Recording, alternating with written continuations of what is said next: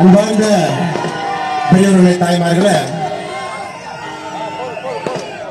மார்கழி மாதத்தில் இருக்கின்றோம். எடப்பாடிக்கு வந்திருக்கின்றோம். வருண பகவானுடைய ஆசீர்வாதம் அனைவருக்கும் கிடைக்கிறது. நண்பர்கள் சொல்கின்றார்கள், மார்கழியில எடப்பாடியில மழை பெய்ததாக சரித்திரமே இல்லை, எனக்கு மழை பெய்யுதுங்க. நீங்கள் கொடுத்த உற்சாகமான வரவேற்பு ஒரு பக்கம், வருண பகவான் கொடுத்துக் கொண்டிருக்கக்கூடிய உற்சாகமான வரவேற்பு இன்னொரு பக்கம். எல்லாவற்றையும் தாண்டி தமிழகத்தில் ஜூலை 28ஆம் தேதி ராமேஸ்வரத்தில் ஆரம்பித்த நம்முடைய எண்மண் எண்மக்கள் பயணம் 134 தொகுதிகளை தாண்டி 135வது தொகுதியாக எடப்பாடி சட்டப்பேரவை தொகுதிக்கு வந்திருக்கின்றோம். சேலம் பாராளுமன்ற தொகுதிக்கு வந்திருக்கின்றோம். உங்களை எல்லாம் பார்க்கும் பொழுது நிச்சயமாக நமக்கு ஒரு விஷயம் தெரிகிறது, மாற்றத்திற்கு எந்த அளவுக்கு நீங்கள் தயாராக இருக்கின்றீர்கள். 2024 பாராளுமன்ற தேர்தலில் 3வது முறையாக நம்முடைய பாரத பிரதமர் நரேந்திர மோடி அவர்கள் ஆட்சி கட்டளை அமர வேண்டும் என்பதை நீங்கள் முடிவு செய்திருக்கின்றீர்கள். 2014 நம் அனைவரும் நம்முடைய நரேந்திர மோடி அவர்களை நம்முடைய பிரதமராக கொண்டு வந்த பொழுது இந்தியா என்று சொன்னால் ஊழல் என்கின்ற வார்த்தை. 12 லட்சம் கோடி ரூபாய் காங்கிரஸ் 10 ஆண்டு கால ஆட்சி காலம் 12 லட்சம் கோடி ரூபாய் ஊழல் செய்திருந்தார். அலவரிசை காட்டிலிருந்து ஆரம்பித்து நிலக்கரி சுரங்க ஊழல் இருந்து, ஹெலிகாப்டர் ஊழல் இருந்து, காமன்வெல்த் கேம்ஸ் போட்டி ஊழல் இருந்து 12 லட்சம் கோடி ரூபாய் ஊழல் அந்த 10 ஆண்டுகள்ல யூபிஏ 1 யூபிஏ 2 அரசும் சேர்ந்து நடத்தி காட்டியிருந்தார். அந்த 12 லட்சம் கோடி ஊழல்ல கிட்டத்தட்ட பாதிக்கு பாதி 50% ஊழல் திராவிட முன்னேற்ற கழகத்தினுடைய அமைச்சர்கள் காங்கிரஸ் ஆட்சியில் செய்த ஊழல். முழு இந்தியாவும் ஊழலுக்கு எதிராக பேசியது. ஒரு மனிதன் வர வேண்டும், நல்லாட்சியை கொடுக்க வேண்டும், ஒரு மாற்றத்திற்கான ஆட்சியை கொடுக்க வேண்டும் என்று முழு இந்தியாவும் எதிர்பார்த்தது. 2014 நரேந்திர மோடி என்கின்ற மனிதன் பல ஆண்டுகளுக்கு பிறகு ஒரு தனி கட்சி, தனி பெரும்பான்மையோடு பாரதிய ஜனதா கட்சி 283 எம்பிக்களோடு ஆட்சிக்கு வந்தோம். 5 ஆண்டுகளை முடித்த பிறகு 2019 தொடர்ந்து 2வது முறையாக நம்முடைய பிரதமர் நரேந்திர மோடி அவர்களுக்கு 303 எம்பிக்களை கொடுத்து மறுபடியும் அரசாட்சியில் அமர வைக்கும். இன்னைக்கு 10வது ஆண்டிலே பிரதமர் அவர்கள் அடியெடுத்து வைத்திருக்கின்றார். 2024 3வது முறையாக நம்முடைய பாரத பிரதமர் நரேந்திர மோடி அவர்கள் ஆட்சி கட்டளை அமர வைப்பதற்கான தேர்தல் இன்னும் ஒரு 60 நாட்களில் வர இருக்கிறது. நம் அனைவருக்கும் தெரியும், இந்த முறை நம்முடைய பிரதமர் நரேந்திர மோடி அவர்கள் தான் திரும்ப ஆட்சி அமைக்க போறாங்கன்னு எல்லாத்துக்குமே தெரியும்.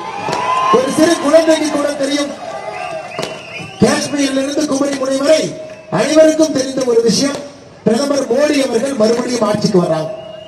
400 எம்பிக்களோடு வருகின்றார்களா, 450 எம்பிக்களோடு வருகின்றார்கள் என்பது மட்டும்தான் நமக்கு தெரியாது.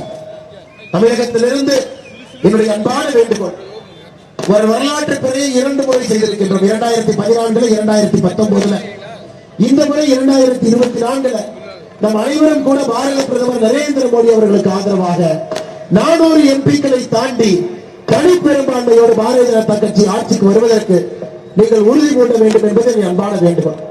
அதிகமாக நேரம் எடுத்துக் கொள்ள விரும்பலைங்க. மழை வருது, மழையை பொருட்படுத்தாமல் நீங்கள் அனைவரும் மழையில் நின்று கொண்டிருக்கின்றனர். மழையை பற்றி கவலை எல்லாம் பெண்கள் நின்று கொண்டிருக்கின்றனர், நனைந்து கொண்டிருக்கின்றனர். எதற்காக மோடி வர வேண்டும் என்பதை மட்டும் உங்கள் முன்னால் நான் பேசுவதற்கு இங்கே வந்திருக்கின்றேன். மோடி அவர்கள் எதற்காக வர வேண்டும் என்றால், தமிழகத்தை காப்பாற்றுவதற்கு மோடி அவர்கள் டெல்லியில 2024 அமர வேண்டும். இதுதான் என்னுடைய முதல் வேண்டுகோள். தமிழகத்திலே ஒரு கொள்ளைக்கார கூட்டணி ஆட்சியில் இருக்கிறோம்.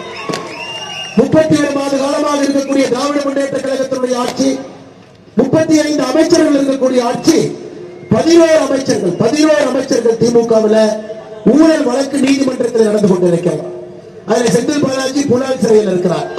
பொன்முடி அவர்கள் இன்னும் 20 நாளைக்கு புலால் சிறைக்கு போக போறார். அடுத்து 11 அமைச்சர்கள் காத்திருக்கின்றார்கள். அவர்களுக்கான தீர்ப்பு எப்ப வரும்? நம்ம ஊர்ல பழமொழி சொல்லுவோம், நண்டு கொளுத்தா வலையில தங்காது என்று சொல்லுவோம். கொளுத்த நண்டு வெளியே வந்துதான். மக்களுடைய பணத்தை தின்று தின்று ஊழல் பெருச்சாளிகளாக மாறி இருக்கக்கூடிய திமுக அமைச்சர்கள் நண்டு கொளுத்து வலையிலிருந்து வருவதை போல ஒருவராக இப்போது நீதிமன்றத்தின் மூலமாக ஜெயிலுக்கு போக ஆரம்பித்திருக்கின்றார்கள். சகோதர சகோதரி, முதல் காரணம், மோடி அவர்கள் எதற்காக வர வேண்டும் என்றால், தமிழகத்தை காப்பாற்றுவதற்கு மோடி அவர்களால் மட்டும்தாங்க முடியும். மோடி என்கின்ற மனிதனுக்காக மட்டும்தான் தமிழகத்தில் திமுக காரன் பயப்படுறான், யாருக்கும் இவன் பயப்படலைங்க. 31 மாதமாக கொள்ளையடிப்பதை மட்டுமே முழு நேர வேலையாக திராவிட முன்னேற்ற கழகத்தினுடைய அமைச்சர்கள் வைத்திருக்கிறார்.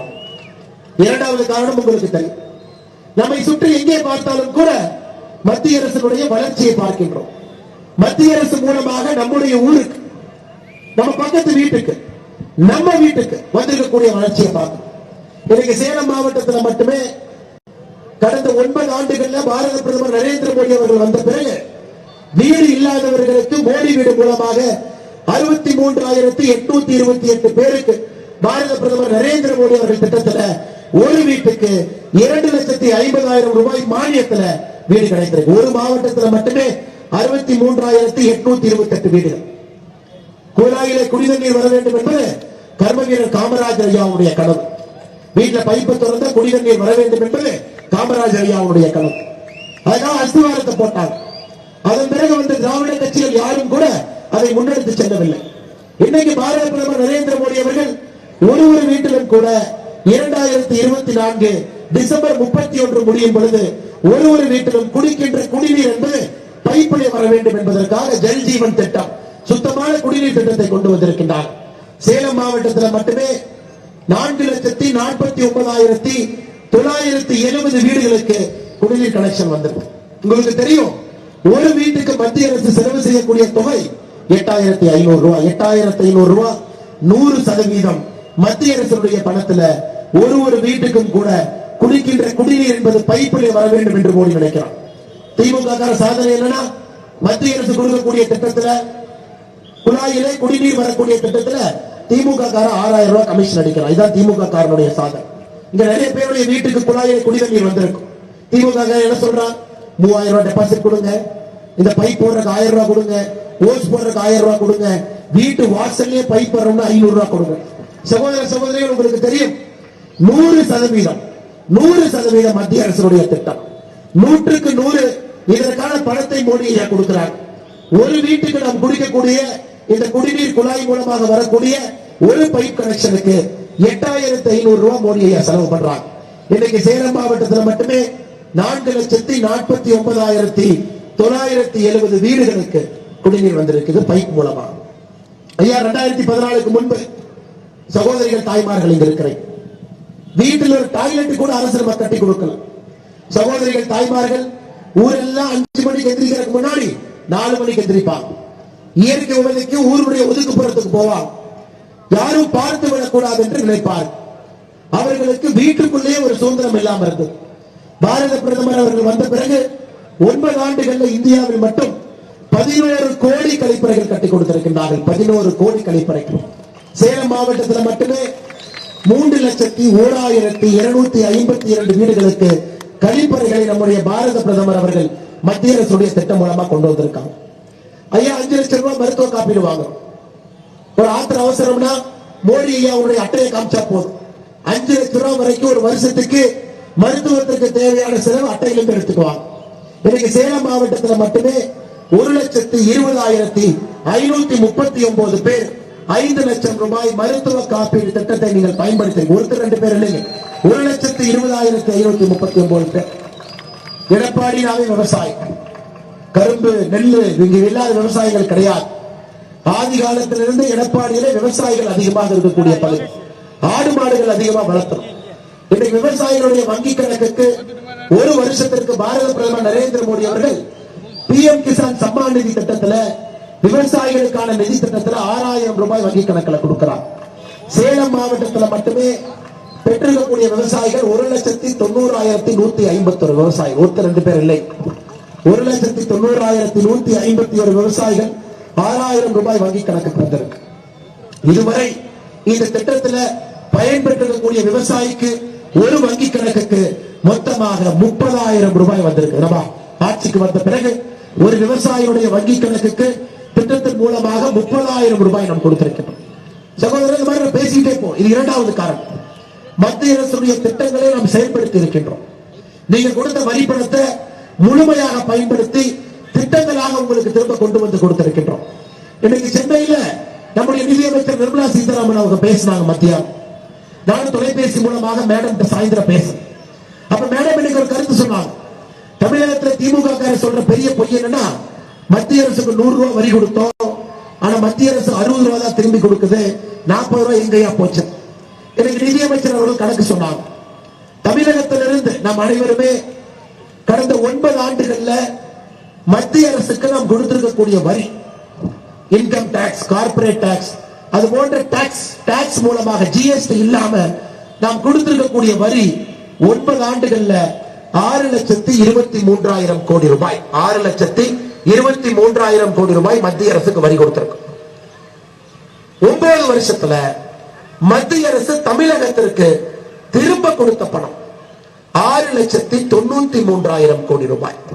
6,23,000 கோடிக்கும் 6,93,000 கோடிக்கு இன்னைக்கு மேடம் கணக்கு சொன்னாங்க.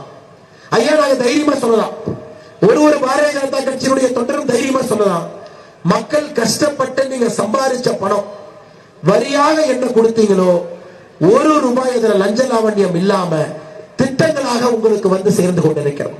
ஜிஎஸ்டி கட்டுறோம், 100 ரூபாய்க்கு ஜிஎஸ்டி கட்டினா உங்களுக்கு தெரியுங்க ஐயா. ஜிஎஸ்டி பத்தி உங்களுக்கு தெரியும். 50 ரூபாய் நேரடியா மாநில அரசுக்கு போயிடும், 50 ரூபாய் வரி மத்திய அரசுக்கு போயிடும். மத்திய அரசுக்கு போற 50 ரூபாயில 21 ரூபாய் நிதி கமிஷன் மூலமா திரும்ப மாநிலத்துக்கு வரும். நேரடியா 50 ரூபாய் வந்துருச்சு, நிதி கமிஷன் மூலமா 21 ரூபாய் மாநிலத்துக்கு வருது. மாநிலங்களுக்கு 71 ரூபாய், 100 ரூபாய் கட்டுற ஜிஎஸ்டில மாநிலங்களுக்கு திரும்ப 71 ரூபாய் வருது. அப்ப மத்திய அரசு மோடி ஐயாவுடைய கையில ஜிஎஸ்டி பணம் இருப்பது 100 ரூபாய் நீங்க கட்டிங்கன்னா 29 ரூபாய், 29%, 29 ரூபாய் தான் மோடி ஐயா அவருடைய திட்டங்கள் எல்லாம் நடக்குது. வீடு இல்லாதவர்களுக்கு வீடு, கழிப்பறை இல்லாதவர்களுக்கு கழிப்பறை, சுத்தமான குடிநீர் பைப்பு மூலமாக பிஎம் கிசான் நிதியில் 6,000 ரூபாய், 5 லட்சம் ரூபாய் மருத்துவ காப்பீடு. இன்னைக்கு தைரியமா சொல்லாங்க ஐயா, நம்முடைய ஆட்சி இந்த 9 வருடத்துல ஒரு குண்டூசியை திருடிவிட்டார்கள் என்று யாரும் குற்றம் சாட்ட முடியாது. அப்படிப்பட்ட ஆட்சியை நம்முடைய பாரத பிரதமர் நரேந்திர மோடி அவர்கள் நமக்கு கொடுத்திருக்கிறார். மோடி அவர்கள் மட்டுமில்ல, மோடி ஐயாவுடைய மந்திரி சபையில் இருக்கக்கூடிய 75 மந்திரிகளும் கூட ஊழல் புகார் இல்லாம 9 ஆண்டுகள்ல நம்முடைய இந்திய ஜனநாயகத்துல ஊழல் இல்லாத ஒரு ஆட்சியை கொடுக்க முடியும் என்பதை பாரதிய ஜனதா கட்சி நிரூபித்திருக்கிறது ஐயா. இது 3வது காரணம். 4வது காரணம், நம்முடைய தமிழ் மொழியும் தமிழ் கலாச்சாரத்தையும் இதற்கு முன்பு யாராவது இந்த அளவுக்கு உயர்த்தி பிடித்திருக்கிறார்களா? இந்தியாவில் எத்தனையோ பிரதம மந்திரி வந்திருக்கிறார். பண்டிட் ஜவஹர்லால் நேரு ஐயா, லால் பகதூர் சாஸ்திரி ஐயா, இந்திரா காந்தி அம்மையார், ராஜீவ் காந்தி ஐயா, PV நரசிம்மராவ் ஐயா, IK குஜரால் ஐயா, தேவகவுடா ஐயா, எல்லோருமே நம்முடைய பிரதமர்களாக வேறு வேறு காலகட்டத்தில் வந்திருக்கிறார். எந்த பிரதமராவது உலகத்தினுடைய தொன்மையான மொழி தாய்மொழி என்று இந்தியாவில் வேற யாராவது சொல்லியிருக்கலாங்களாங்க? தமிழ்நாட்டிலே பிறந்து நாம் சொல்லுகின்றோம். தமிழ்நாட்டுக்கு வெளியே பிறந்த ஒருத்தர் நம்முடைய மொழியை பற்றி உயர்வாக பேசினால்தான் நமக்கு பெருமை. 4வது முக்கியமான காரணம், இந்த ஆட்சி முழுவதுமே நம்முடைய தமிழ் மொழிக்கும் தமிழ் கலாச்சாரத்திற்கும் மரியாதை கொடுத்து பாரத பிரதமர் நரேந்திர மோடி அவருடைய ஆட்சி நடந்து கொண்டிருக்கிறது. காசியிலே தமிழுக்காக சங்கம் நடக்கிறார், காசி தமிழ் சங்கம். ஒரு ஆண்டல்ல 2வது ஆண்டாக நடந்து கொண்டிருக்கிறது. சௌராஷ்டிராவிலே சங்கம் அளிக்கின்றார், சௌராஷ்டிரா தமிழ் சங்கம். எல்லாவற்றுக்கும் மேல பாராளுமன்றத்தில் புதிய கட்டிடத்தை கட்டுறார், புதிய கட்டடம். அந்த கட்டிடத்திலே இந்தியாவிலே இத்தனை மொழிகள் இருக்கிறது. எந்த மொழி முதலிலே இந்த கட்டடத்திலே பேசப்பட வேண்டும் என்று பிரதமர் தீர்மானம் செய்யும் பொழுது நம்முடைய தேவாரம் ஒழிக்க வேண்டும் என்று நினைக்கின்றார். பாராளுமன்றத்தினுடைய மைய கட்டிடத்திலே தேவாரத்தை பாடி, கோளறு பதிகத்தை பாடி, நம்முடைய செங்கோலை எடுத்து சென்று பாராளுமன்றத்தினுடைய மைய கட்டிடத்திலே நடத்தி நம்முடைய ஆட்சி நடந்து கொண்டிருக்கிறது. மைய கட்டிடத்தில் வச்சிருக்கிறார். இதற்கு முன்பு ஒரு தமிழனுக்கு இந்திய அளவில் இந்த அளவுக்கு அங்கீகாரமும் பெருமையும் கிடைத்ததில்லை. பாரத பிரதமர் நரேந்திர மோடி அவருடைய ஆட்சியில கடந்த 9 ஆண்டு காலமாக எங்கே சென்றாலும் கூட நம்முடைய தமிழ் மொழியினுடைய பெருமையும் அருமையும் பேசுகின்றார். ஐநா சபையில யாதும் ஊரே யாவரும் கேளிருக்கிறார். திருக்குறளை உலகத்தினுடைய 100 மொழியிலே மொழிபெயர்க்க வேண்டும் என்று சொல்லுகின்றார். எங்கே சென்றாலும் கூட தமிழ் தமிழ் என்று பேசக்கூடிய நம்முடைய பாரத பிரதமர் அவர்கள் 4வது காரணம், மறுபடியும் அவர் ஆட்சிக்கு வர வேண்டும். ஐயா, 5வது காரணம், நரேந்திர மோடி அவர்கள் தான் இந்தியாவில் குடும்ப ஆட்சியை உடைக்க வேண்டும் என்று நினைக்கின்றார். அந்த குடும்ப ஆட்சியை விடக்கூடாது. ஒரு விவசாயி, நம்முடைய விவசாய பெருமகன் இயற்கையெல்லாம் எதிர்த்து போரிட்டு மழையில நின்று வெயில் நின்று அந்த கையில மம்முட்டியை பிடிச்சு விவசாயம் பண்ணாதான் அவர் சாப்பிட முடியும். இங்க இருக்கக்கூடிய யாராக இருந்தாலும் கூட உழைத்து சாப்பிடுகின்றோம். தமிழகத்திலே உழைக்காம ஒரு குடும்பம் சாப்பிடுதுன்னா கோபாலபுர குடும்பம். எந்த வேலையும் செய்யாம காலம் காலமாக 70 ஆண்டு காலமாக கொத்தடிமையை போல திமுகவினுடைய வேறு தலைவர்களை வைத்துக் கொண்டு ஆட்சியில் இருக்கின்றார். கலைஞர் கருணாநிதி, அவருக்கு பிறகு மு.க. ஸ்டாலின், அவருக்கு பிறகு உதயநிதி ஸ்டாலின், அவருக்கு பிறகு இன்பநிதி, வரிசையா பட்டியல் போயிட்டே இருக்குதுங்க ஐயா. ஆனா இன்னைக்கு பாரதிய ஜனதா கட்சியை பாருங்க. சமீபத்தில் நடந்த 3 மாநில தேர்தலை உதாரணமா பாருங்க. சத்தீஸ்கரிலே மக்களுடைய அன்போடு தேர்தலை வென்றோம். மத்திய பிரதேசத்திலே ஆட்சி அமைத்தோம். ராஜஸ்தான்ல ஆட்சி அமைத்தோம். சத்தீஸ்கரிலே நம்முடைய முதலமைச்சராக மோடியை யார் இங்கே தேர்வு பண்ணியிருக்கிறாங்க? பழங்குடி இனத்திலிருந்து வந்திருக்கக்கூடிய ஒருவரை சத்தீஸ்கர் மாநிலத்தினுடைய முதலமைச்சராக பாரத பிரதமர் நரேந்திர மோடி அவர்கள். இது சமூக நீதி. இது சமூக நீதி. உண்மையான சமூக நீதியில சத்தீஸ்கர்ல பழங்குடி இனத்திலிருந்து வந்திருக்கக்கூடிய ஒரு சகோதரன் சத்தீஸ்கருடைய முதலமைச்சர்.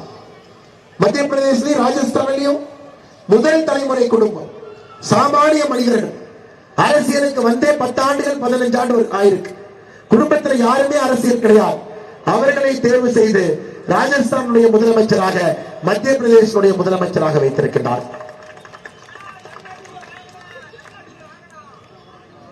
இன்னைக்கு தமிழ்நாட்டில் குடும்ப ஆட்சியை ஒழிச்சா மட்டும்தாங்க ஐயா ஜனநாயகம் இருக்கும். அது நம்மால் மட்டும்தான், பாரதிய ஜனதா கட்சியால் மட்டும்தான் செய்ய முடியும். திரும்ப இவங்களுடைய பசங்க எம்பி, அப்பா தமிழக அமைச்சரவையில் மந்திரி, அப்பா எம்எல்ஏ, பையன் எம்பி. தமிழகத்தில் இப்படித்தான் 7 எம்பி சுத்திட்டு இருக்கிறாங்க. தமிழகத்தில் இப்படித்தான் 30க்கும் மேற்பட்ட எம்எல்ஏக்கள், அப்பாவும் எம்எல்ஏ, இன்னைக்கு பசங்கள் எம்எல்ஏ. தமிழகம் முழுவதுமே திராவிட முன்னேற்ற கழகத்தை சுத்தி பார்த்தீங்கன்னா ஒரு குடும்ப ஆட்சி என்பது கோபாலபுரத்தில் இல்லைங்க, எல்லா இடத்திலையும் குடும்ப ஆட்சி இருக்கு. 5வது காரணம், பாரத பிரதமர் நரேந்திர மோடி அவர்கள் மறுபடியும் ஆட்சிக்கு வர வேண்டும். இந்தியா முழுவதுமே இந்த குடும்ப ஆட்சி ஒழிக்கப்பட வேண்டும். அண்ணே, இங்க நீங்க இருக்கிறீங்க. இன்னைக்கு ஒரு ஆய்வறிக்கை சொல்லுது, சமுதாயத்தில் ஒரு ஏழை குடும்பத்தில் ஒரு குழந்தை பிறக்கிறாங்க. சமுதாயத்தில் கடைசி 10% வருமானம் இருக்கக்கூடிய குடும்பத்தில் ஒரு குழந்தை பிறக்கிறாங்க. இன்னைக்கு எடப்பாடி அரசு மருத்துவமனையில இப்ப 8 மணி ஆச்சுங்க ஐயா, 7:30 மணிக்கு ஒரு குழந்தை பிறந்திருக்கும், ஒரு சகோதரி பிறந்திருக்கிறாங்கன்னு வச்சுக்கலாம். அந்த குழந்தை அடித்தட்டு 10%இருந்து சமுதாய பொருளாதாரத்திலே நடுவிலே வர வேண்டும் என்றால் அந்த குழந்தைக்கு 7 தலைமுறை தேவைப்படுகிறது. இந்தியாவில் 7 தலைமுறை. நானும் கூலி வேலை செஞ்சேங்க ஐயா, எங்க அம்மாவும் கூலி வேலை செஞ்சாங்க, எங்க பாட்டியும் கூலி வேலை செஞ்சாங்க. தலைமுறையாக கூலி வேலை செய்தவங்க தான் எல்லாரும் சொல்றாங்க. 7 தலைமுறை தேவைப்படுகிறது ஒரு குழந்தை கீழ்மட்ட 10%இருந்து பொருளாதாரத்திலே நடுவிலே வருவதற்கு. நான் மேல்மட்டத்தை பத்தி பேசவே இல்லைங்க ஐயா. குடும்ப ஆட்சி இருந்ததுன்னா 7 தலைமுறை என்பது இன்னும் 9 தலைமுறை ஆகும். சாமானியர் ஆட்சிக்கு வரலனா சாமானிய மனிதனுடைய வழி அவங்களுக்கு தெரியாதுங்க ஐயா. இன்னைக்கு பாரத பிரதமர் அவர்கள் எதற்கு ஏழைக்காக ஆட்சி நடத்துறாங்கன்னா, ஒரு ஏழை குடும்பத்திலே பிறந்தவர், தந்தை டீ கடையில ரயில்வே ஸ்டேஷன்ல டீ போட்டு வித்தவர். அவருடைய தாய் ஈராபென் அம்மையார் அவர்கள் 5 வீட்டுல பாத்திரம் போய் கழுவுனவர். அந்த வீட்டில் 1950 செப்டம்பர் 17 பிறந்து படிப்படியாக வளர்ந்து இந்தியாவுடைய பிரதமரா இருக்கிறாங்கன்னா ஒரு ஏழை தாயினுடைய கண்ணீருடைய விலை அவருக்கு தெரியும். அதனால பார்த்து செய்யறாங்க. சிலிண்டர் இல்லையா சிலிண்டர் கொடுங்க, வீடு இல்லையா வீடு கொடுங்க, மருத்துவ காப்பீடு இல்லையா மருத்துவ காப்பீடு கொடுங்க. ஏழை தாய் 100 நாள் வேலை வாய்ப்பு திட்டத்தில் இருக்கிறாங்களா, வங்கி கணக்கு மூலமாக பணம் கொடுங்க. இது அனைத்தும் கூட பாரத பிரதமர் அவர்கள் எதற்கு பார்த்து செய்கின்றார்கள் என்றால், ஒரு ஏழை தாயினுடைய கண்ணீருடைய வலியை முழுமையாக உணர்ந்தவர்கள் நம்முடைய பாரத பிரதமர். இது 6வது காரணம் ஐயா.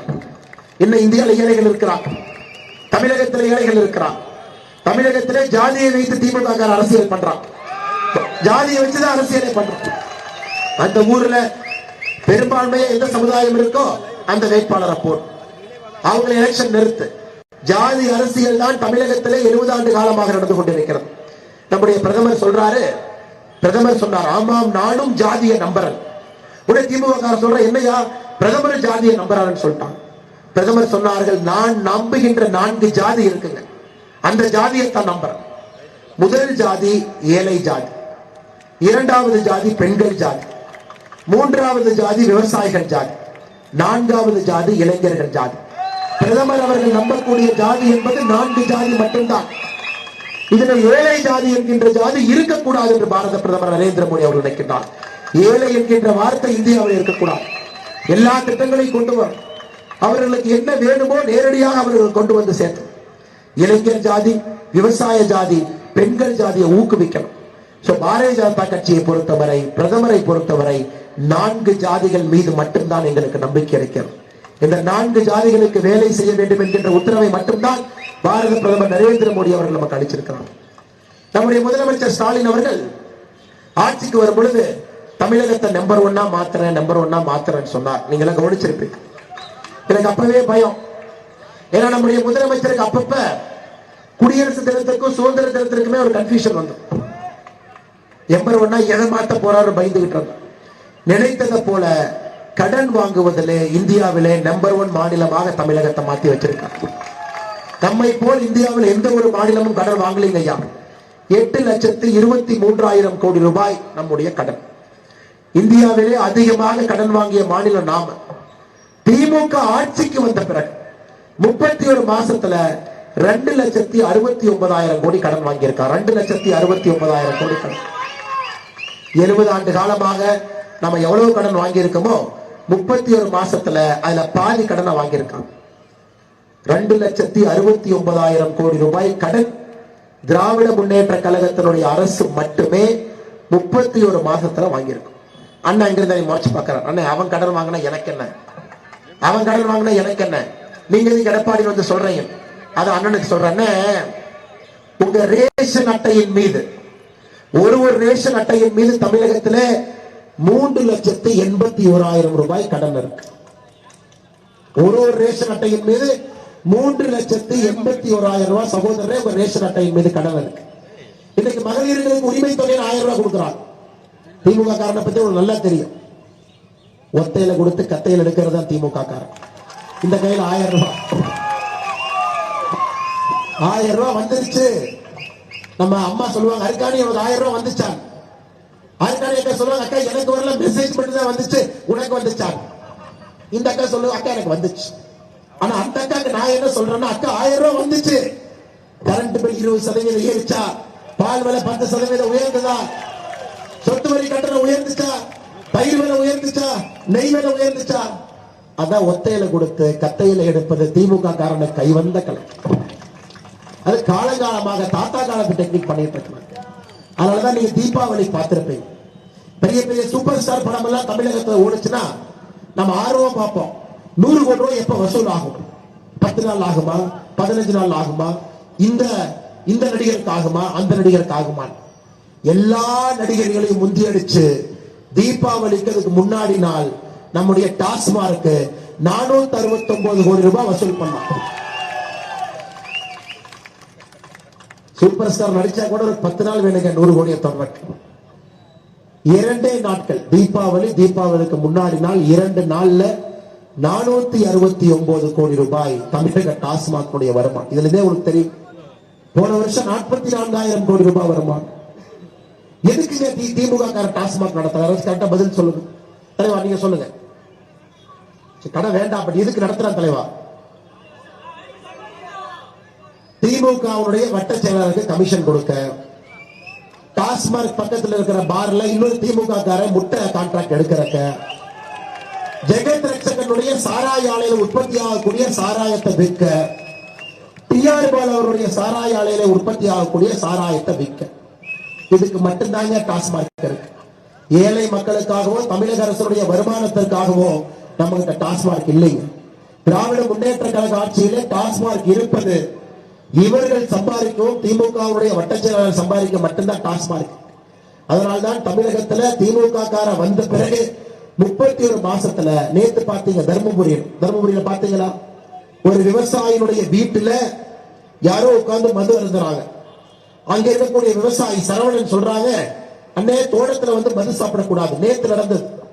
வெட்டி விவசாயியை தோட்டத்திலே கொண்டிருக்கிறாங்க. எதுக்கு? அவருடைய விவசாய நிலத்திலே மது அருந்தக்கூடாது என்று சொல்வதற்காக. 4 மாதத்திற்கு முன்பு பல்லடத்துல, கொங்கு பகுதியில பல்லடத்துல இதே மாதிரி விவசாய தோட்டத்திலே மது அருந்திய பொழுது மது அருந்தக்கூடாது என்று சொன்னதற்காக ஒரு குடும்பத்தில் 4 பேரை வெட்டி கொண்டிருக்கின்றார். எனக்கு டாஸ்மார்க்கை போகும் வரை அது ஒரு பெரிய அரக்கனாக மாறிக்கொண்டிருக்கிறது. பெண்களுடைய தாலியை பருத்தி கொண்டிருக்கிறது. விவசாய பெருமக்களுடைய உயிரை காவு வாங்கி கொண்டிருக்கிறது. டாஸ்மார்க் வேண்டாங்க ஐயா. இன்னைக்கு பாரதிய ஜனதா கட்சியினுடைய கொள்கையை அதுக்கு குடிக்கிறவங்களை நாங்க குடிக்காதீங்கன்னு சொல்ல போறது, அது உங்களுடைய உரிமை, மக்களுடைய உரிமை. நாங்க என்ன சொல்ல போறோம்னா, கள்ளுக்கடையை திறந்து வச்சிடறோம், அது உடம்புக்கு எதுவும் கெடுதல் இல்லை, உடலுக்கு எதுவும் பண்ணாது. கள்ளுக்கடை, பனைமர தென்னை மரத்தை திறந்து வச்சிடறோம், அரசுக்கு வருமானமும் வரட்டும், விவசாயிகளுக்கு வருமானம் வரட்டும், நம்முடைய சகோதரன் யாரு குடிக்கிறாரு சொல்றாரோ அவரும் குடிக்கட்டும், எந்த பிரச்சனை. ஏன்னா சர்வதிகார நாடு இல்லை, குடிக்காதீங்க கத்தியை வச்சு யாரையும் மிரட்ட முடியாது. ஆனா எங்களுடைய இலக்கு என்னன்னா, டாஸ்மார்க்களை குடிக்காதீங்க என்பதுதான் பாரதிய ஜனதா கட்சியினுடைய இலக்கு. அது சாராயங்கள், ஸ்பிரிட், அதை குடிச்ச உயிரெல்லாம் வாழ முடியாது. டிஆர் பாலு ஜெகத்ரட்சன் கம்பெனில என்ன கலக்கிறான்னு யாருக்கு தெரியாது. அதை வாங்கி அந்த குவார்டர் பாட்டில் குடிச்சா நம்ம சாவறது மட்டும்தான் நிச்சயம். இதுக்கு பாரதிய ஜனதா கட்சி சமீபத்தில் தமிழகத்தினுடைய ஆளுநர்கிட்ட வெள்ளை அறிக்கை கொடுத்தோம். ஐயா, ஆளுநர்கிட்டே போய் சொன்னோம், கள்ளுக்கடையை திறப்போம். ஐயா, கள்ளுக்கடையை திறந்துட்டோம்னா 1 லட்சம் கோடி ரூபாய் வருமானம் வரும்.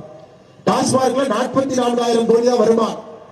நாங்க வெள்ளை அறிக்கை கொடுக்கிற 350 பக்கம் அதை படிச்சு பாருங்க. 1 லட்சம் கோடி ரூபாய் அரசுக்கு தமிழகத்திலே கள்ளுக்கடைகளை திறந்தால் 1 லட்சம் கோடி ரூபாய் வருமானம் வரும் என்று ஆளுநருக்கு வெள்ளை அறிக்கை கொடுத்தோம். அதை முதலமைச்சர் வாங்கி படிச்சு பார்த்தா போதும். ஆனா முதலமைச்சர் ஏன் கள்ளுக்கடையை திறக்காம இருக்காரு? எதற்கு டாஸ்மார்க் திறந்து வச்சிருக்காருன்னா, டிஆர் பாலு ஒரு பக்கம், ஜெகத்ரட்சகன் ஒரு பக்கம், வட்டச்சேனர் ஒரு பக்கம், முட்டை கான்ட்ராக்ட் எடுத்திருக்கிற ஒரு பக்கம், பார் நடத்துற ஒரு பக்கம், எப்படி ஒரு டாஸ்மார்க் மூடுவாங்க? இது எல்லாம் கூட தமிழக அரசு நாம் செய்ய வேண்டும். குடிகார மாநிலமாக, கடங்கார மாநிலமாக பெருமை வாய்ந்த நம்முடைய தமிழ் சகோதர சொந்தத்தை, சகோதரிகள் சொந்தத்தை திராவிட முன்னேற்ற கழகத்தினுடைய ஆட்சியாளர்கள் மாத்திக்கிட்டு இருக்காங்க. இதையெல்லாம் உடைப்போங்க ஐயா. 2024 பாராளுமன்ற தேர்தல் நமக்கு ஒரு பெரும் வாய்ப்பு கிடைத்திருக்கிறது, பெரும் வாய்ப்பு. மோடி ஐயா ஆட்சியில் உட்கார வைக்கணும். 2026 தமிழகத்திலே அரசியல் மாற்றத்திற்கு அப்பவே அஸ்திவாரம் போட்டுறோம். மோடி ஐயா அவர்கள் 400 எம்பிக்களை தாண்டி ஆட்சியிலே அமர வைக்க வேண்டும். அதில் 39க்கு 39 எம்பிக்கள் தமிழகத்திலிருந்து அன்பு சொந்தங்கள் நீங்கள் அளிக்க வேண்டும் என்கின்ற வேண்டுகோளை வைக்கின்றோம். குறிப்பாக இந்த பகுதியில் இருக்கக்கூடிய பாரதிய ஜனதா கட்சியினுடைய அன்பு சொந்தங்கள் நான் பாராட்ட வேண்டும். எடப்பாடியில 135வது தொகுதியாக நம்முடைய யாத்திரை வந்திருக்கிறோம். எப்படிப்பட்ட வரவேற்பு, எப்படிப்பட்ட உற்சாகம், எவ்வளவு கடுமையாக நம்முடைய பாரதிய ஜனதா கட்சியினுடைய சொந்தங்கள் இங்கு வேலை செய்திருக்க வேண்டும். எவ்வளவு கடுமையாக அவர்கள் வேலை செய்திருந்தால் மட்டும் மக்கள் நீங்கள் அனைவரும் பெரும் திரளாக, நல்லவங்க எல்லாம் ஒரே இடத்துல இருந்தா வருட பகவான ஆசீர்வாதத்தை கொடுத்துருவோம். அவரும் சும்மா இருக்கிறார். மார்கழி மாசத்துல எங்கேயுமே மழை பெய்யாது. எடப்பாடியில அதுவும் மழை பாருங்க, தூருது, ஆசீர்வாதத்தை போல் தூருது, மழை பெய்யலைங்க, தூறிக்கொண்டிருக்க. நல்லவர்கள் ஒரு பக்கத்துல வந்திருக்கிறோம். நல்லதொரு மாற்றம் தமிழகத்திலே நடக்கும் என்பது எடப்பாடி தொகுதியில மார்கழி மாசத்துல வந்திருக்கக்கூடிய வருட பகவானுடைய ஆசீர்வாதமே நமக்கு ஒரு சாட்சி. சகோதர சகோதரி, பொறுமையாக இங்கே நின்று கொண்டிருக்கக்கூடிய, மழையை பொருட்படுத்தாமல் இங்கே அமர்ந்திருக்கக்கூடிய சகோதரிகள், தாய்மார்கள், கை குழந்தையோடு வந்திருக்கக்கூடியவர்கள், இளைஞர் பெருமக்கள், பாரதிய ஜனதா கட்சியினுடைய சொந்தங்கள், பொதுமக்கள் அனைவருக்கும் இந்த நேரத்தில் இருகை கூப்பி நன்றிகளை தெரிவித்து 2024 பாராளுமன்ற தேர்தலில் நீங்கள் பாரத பிரதமர் நரேந்திர மோடி அவர்களுக்கு வாய்ப்பளிக்க வேண்டும் என்று சொல்லி இந்த மாவட்டத்தினுடைய தலைவராக இருக்கக்கூடிய அண்ணன் சுதீர் முருகன் அவர்களுக்கு நன்றியை தெரிவித்து, மாநிலத்தினுடைய துணைத் தலைவர்கள் அண்ணன் கே.பி. ராமலிங்கம், வி.பி. துரைசாமி அவர்களுக்கு நன்றியை தெரிவித்து, மிக முக்கியமாக இந்த பகுதி எடப்பாடியில மிக கடுமையாக பணி செய்த நம்முடைய சகோதரர் ஹரிராமன் அவர்கள், மாவட்ட பொதுச் செயலாளர், யாத்திரையினுடைய சட்டமன்ற பொறுப்பாளர் சகோதரர் ஹரிராமன் அவர்களுக்கு என்னுடைய சிறப்பு நன்றிகள். அற்புதமான ஒரு வரலாற்று சிறப்புமிக்க யாத்திரையை எடப்பாடி தொகுதியில் நடத்தி காட்டிருக்கக்கூடிய ஹரிராமன் அவர்களுக்கு நன்றி கலந்த வாழ்த்துக்களை, வணக்கங்களை தெரிவித்துக் கொள்கின்றேன். அதே நேரத்தில் மாவட்டத்தினுடைய பொதுச் செயலராக இருக்கக்கூடிய கலைச்செல்வன் அவர்களுக்கு, மாவட்டத்தினுடைய துணைத் தலைவர் பாலமுருகன் அவர்களுக்கு, ஜனகண்டபுரம் பேரூராட்சியினுடைய வார்டு கவுன்சிலராக இருக்கக்கூடிய அன்பக்கா நித்யகலா அவர்களுக்கு, மாவட்ட செயலர் ஐயப்பராஜ் அவர்களுக்கு, பிரச்சார பிரிவுடைய மாவட்ட தலைவர் ராஜ்குமார் அவர்களுக்கு, ரவிக்குமார் அவர்களுக்கு, சேட் அவர்களுக்கு, வெங்கடேஸ்வர் அவர்களுக்கு, நங்கவள்ளி பேரூராட்சியினுடைய வார்டு கவுன்சிலர் பரமேஸ்வரி அவர்களுக்கு, சிவலிங்கம் அவர்களுக்கு, தர்மராஜா அவர்களுக்கு, பாலமுருகன் அவர்களுக்கு, மேடையில் இருக்கக்கூடிய எல்லா தலைவர்களுக்கும், முக்கியமாக சேலம் பாராளுமன்றத்துடைய அமைப்பாளர் அண்ணாதுரை அவர்களுக்கு, மேடையில் இருக்கக்கூடிய எல்லா தலைவர்களுக்கும் இந்த நேரத்தில் நன்றி கலந்த வாழ்த்துக்களை, வணக்கங்களை தெரிவித்து,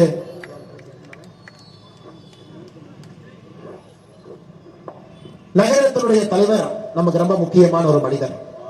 கடைசியாக சொல்ல வேண்டும் என்பதற்காக அண்ணன் மோடி சந்திரனுடைய பெயரை வைத்திருக்கின்றார். நகர தலைவராக இருந்து எடப்பாடியில பாரதிய ஜனதா கட்சி ஒரு தேசிய ஆன்மீகம் இந்த பகுதியிலே வளர வேண்டும், பாரத பிரதமர் நரேந்திர மோடி அவருடைய கருத்தை வலுப்படுத்த வேண்டும் என்று எங்களுக்கு கிடைத்திருக்கக்கூடிய அற்புதமான நகர தலைவர் அண்ணன் மோடி சந்திரன் அவர்களுக்கு இந்த நேரத்திலே என்னுடைய வாழ்த்துக்களை வணக்கங்களை தெரிவித்து, மிக முக்கியமாக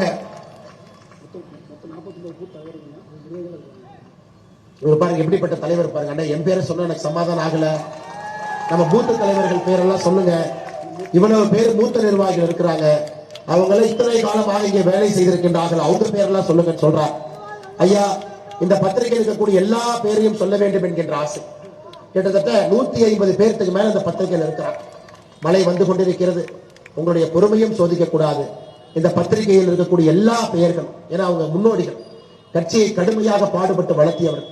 அப்படி இருக்கக்கூடிய எல்லா தலைவர்களுக்கும் அவர்களுக்கு இந்த நேரத்தில் நன்றி கலந்த வாழ்த்துக்களை வணக்கங்களை தெரிவித்து, இங்க வந்திருக்கக்கூடிய எல்லா பொதுமக்களுக்கும் மீடியா நண்பர்களுக்கும் நன்றியை தெரிவித்து, வாய்ப்பு கொடுத்த எடப்பாடி நகர சேலம் மாவட்டத்தில் இருக்கக்கூடிய எல்லா நம்முடைய பாரதிய ஜனதா கட்சியுடைய சொந்தங்களுக்கும் நன்றியை தெரிவித்துக் கொள்கின்றேன். நன்றி, வணக்கம். பாரத் மாதா கி, பாரத அன்னையின் புகழ்.